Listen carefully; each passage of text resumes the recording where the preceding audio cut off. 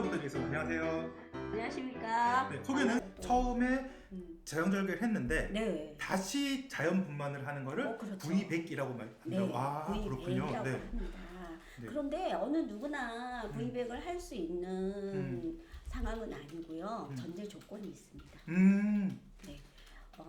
ACOG 미국 즉 미국 산부인과 학회에서 2017년도 V100 가이드라인에 따르면 조건을 5가지를 제시를 하셨어요. 첫 번째는 일회의 제왕절개 수술이어야 하고요. 두 번째는 첫째와의 출산 텀이 최소한 6개월 이상이 되어야 한다. 그리고 세 번째는 마지막 그 외래 초음파 상의 자궁 하부의 두께가 3mm 이상은 되어야 된다.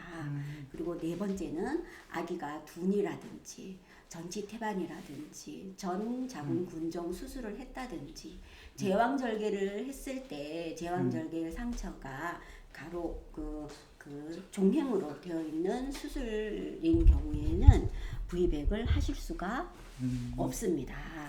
가장 중요한 게 5번째인데요. 응급 상황 시에 의료적인 시스템을 갖춘 상황인지 그것이 가장 중요해요. 왜냐면은 V100의 위험성이 자궁 파열이라고 하는 응급 상황이 벌어질 수가 있고 아기 측면에서 또 생각을 해보면 내 손상을 받을 수 있거든요. 그쵸. 그래서 어떤 응급 상황이 일어나더라도 이거를 대처할 수 있는 시스템을 갖춘 병원에서 시도하는 것이 안전합니다. 그런데 우리나라에서 이제 그 자궁 파열의 위험성은 그럼 과연 몇 % 정도가 되나를 봤더니 그쵸. 단 0.1%밖에 안 돼요. 그거밖에 안 돼요? 네. 그리고 네. V100의 성공률이 60에서 80%라는 확률이 굉장히 꽤 높잖아요. 꽤 높네요. 네, 그렇죠. 이게 시도하신 분들 중에서 네, 그렇죠. 그러니까 확률이. 원래는 내가 제왕절개 했다가 네. 다시 V100을 하기로 했는데 하다가 다시 제왕절개 넘어간 확률이 한 40% 정도 된다. 그렇죠. 이렇게 60%는 성공하신다. 60에서 80%까지도 80%까지도 네, 성공을 볼 수가 있어요. 이런 V100의 장점을 생각을 한다면 아가와 산모의 건강 상태를 잘 고려해서 주치의와 상의를 잘 하시고 분만 형태를 결정하시는 것도 괜찮은 한 방법이라고 저는 생각을 합니다. 네. 자, 두 번째 질문 가겠습니다. 인천 하랑맘님께서 주셨는데요. 제왕절개를 한 산모는 네. 아이를 출산하는데 숫자적인 한계가 있나요? 예를 들어 5명, 10명을 계속해서 똑같은 데를 또 찢어요? 제왕절개 횟수의 제한은 사실은 없습니다. 없어요? 네. 없어요. 자, 가정을 한번 해볼게요. 제가 지금 6째를 임신을 했어요. 네네. 네. 그런데 첫째, 둘째, 셋째, 넷째, 5째를 다 수술을 했어요. 네. 그러면 V100 할 수 있나요?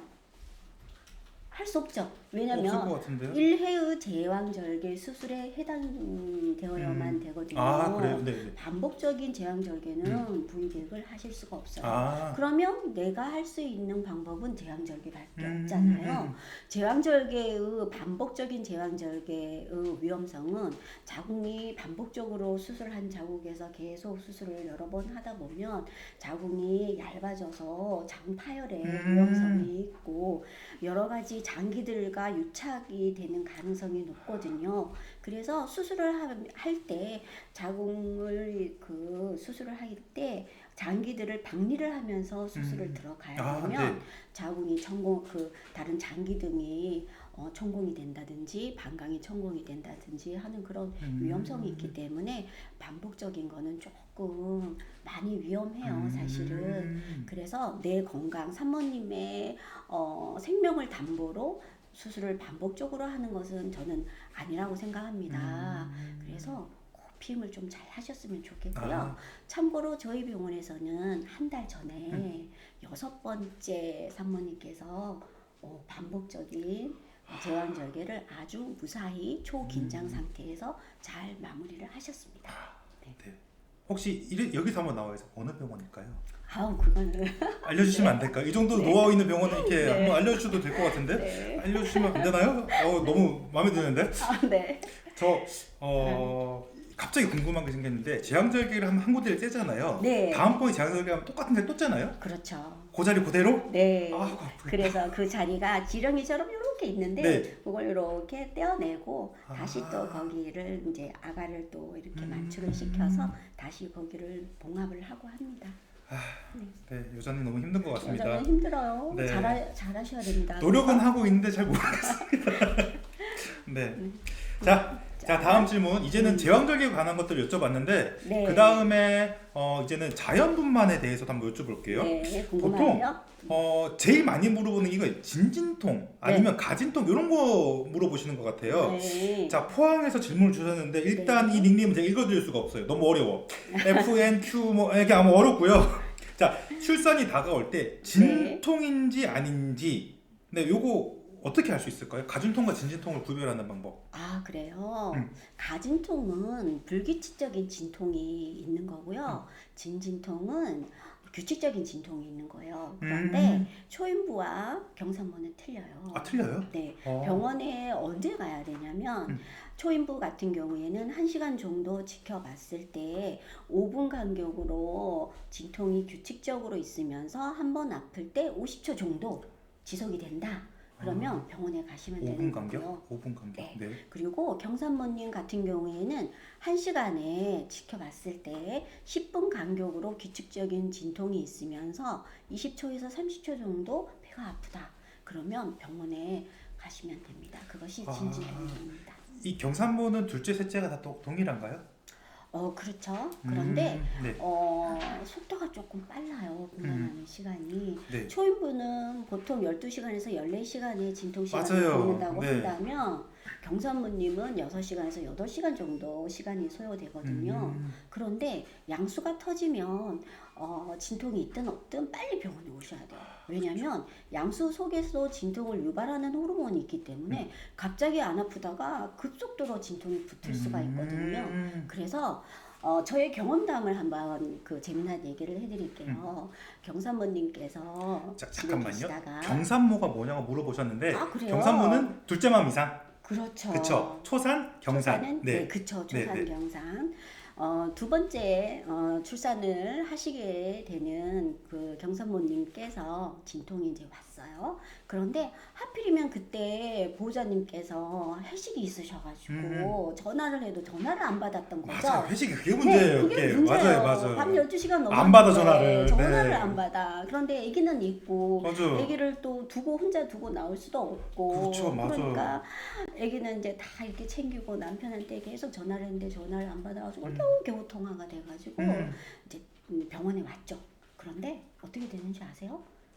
엘리베이터 앞에서 아기가 쭉 떨어진 거예요. 맙소사. 네, 그래가지고 첫 아기 울고 갓 태어난 아기도 뭣도 모르고 울고 산모님 놀라서 울고 남편분 얼굴이 하얗게 돼가지고 쓰러지시고 난리가 난 적이 있었습니다. 그래서 경산모님들은 항상 보호자님께서는 스탠바이 하고 계시다가 빨리 오셔야 됩니다.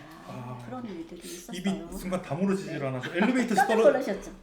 네, 엘리베이터에서 하필이면 치마를 입고 계셔가지고 네, 그런 일도 있었습니다. 지금 머리가 하얀데 저 방송 하얀데? 네. 아니 옆에서 들었는데 이렇게 하얄 정도면 네. 당사자는 그쵸. 네.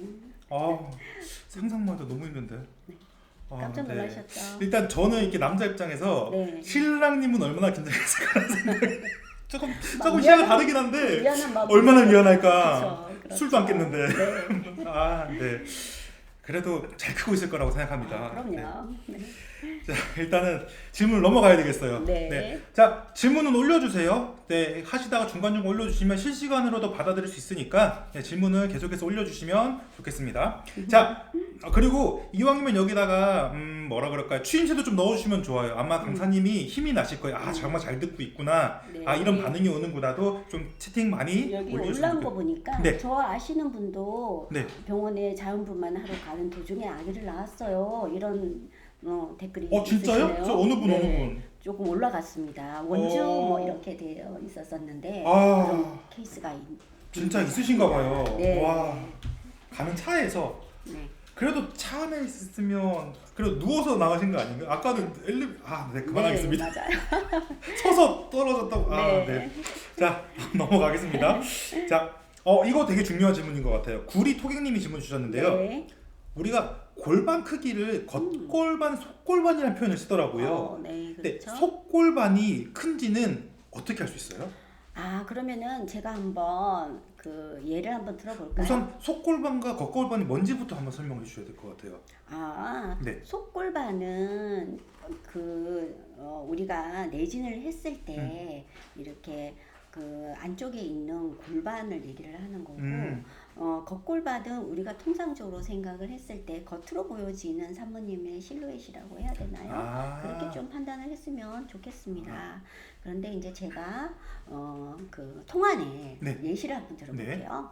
이제 커다란 통 안에 핸드볼 공이 들어있어요. 네. 이 핸드볼 공을 꺼내야 되는데 4개의 출구가 있습니다. 네. 어떤 출구에서 이 공이 자연스럽게 잘 빠질까요? 면적은 똑같다고 생각하시면 됩니다. 첫 번째, 동그란 모양이다. 동그란 모양의 네. 출구. 두 번째, 역삼각형의 출구. 네. 세 번째, 길쭉한 모양의 출구. 모양. 네 번째는 납작한 모양의 출구. 납작한. 네, 어떤 게 제일 당연히 빠질까요? 동그란 거 아닐까요? 당연히? 네, 맞아요. 맞죠. 네, 네. 맞아요. 감사합니다. 네. 이거는 여성의 골반을 제가 말씀을 드리고 싶어서 예시를 들었던 거고요. 여성의 골반은 4가지로 나눕니다. 둥그렇게 생긴 모양은 여성형 골반이라고 하고요.